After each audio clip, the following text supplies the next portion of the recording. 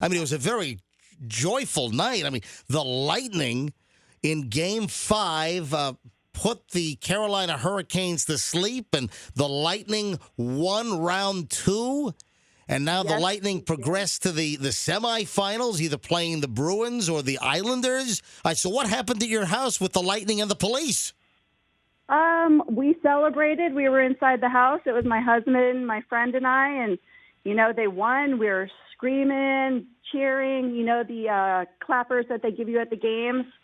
I had one of those going, and we were just celebrating. And then afterwards, my girlfriend and outside went on the front porch, and we were talking, and I see a cop car roll by, and he stopped down on the corner. I'm like, well, I'm in St. Pete. It's not a big deal.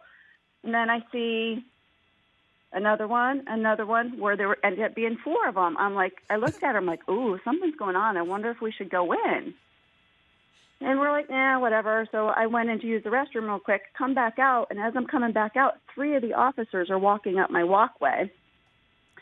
And they're like, hey, how long have you been out here? We got reports of a woman screaming in a bed. Oh, my God. And we both had our jerseys on. Wait a minute. You guys were screaming inside the house, and some neighbor thought that something really bad was going. You're screaming about the Lightning win, and some neighbor calls the police thinking something nefarious is going on with women screaming. Yes. Or the clapper noise, or the combination of the screaming and the clapper noise. Yeah, it was funny. And we all just it all kind of connected. We all kind of looked at each other. They saw our jerseys. I'm like, well, the Lightning just won. It might have been us. And everybody started cracking up laughing.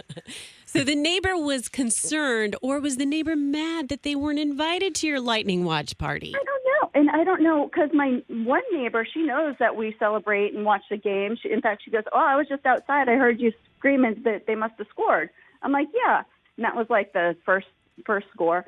And I'm thinking, the neighbors on the other side were watching the game too. So I had put on my post, hashtag must have been the new neighbors.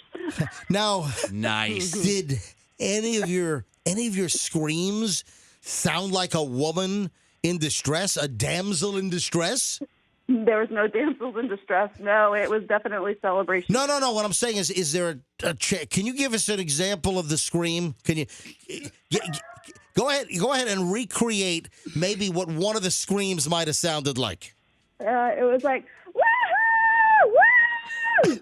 All right, We did a study about this. You can't tell the difference between distress and excitement. I mean, MJ, from a distance, from 50 yards away, she could be getting stabbed. And then the clapper noise and the thumping. Maybe someone thought that a woman was getting beaten by some kind of domestic violence. All right, Fessy, you do the clapping. Right. Give me the screaming again. Go ahead.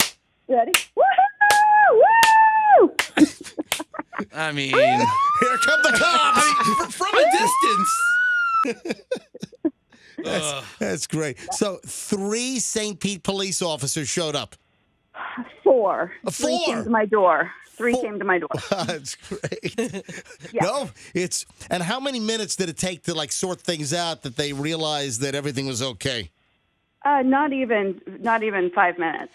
Because you know what? They have to make sure that the woman is not covering up, because there are domestic violence issues where the cops show up and then the woman tries to cover. Oh, no, everything's okay. Because a lot of times women can be in fear and they try to then cover it up. I love him. I can't, please don't take him away. I love him. Oh, my honey. I see how bad you are, honey. And meanwhile, the woman needs to get as far away from that loser jackass guy as possible. He proposed, and I do. All right, great story. I'm glad you're okay. I'm glad you were able to celebrate.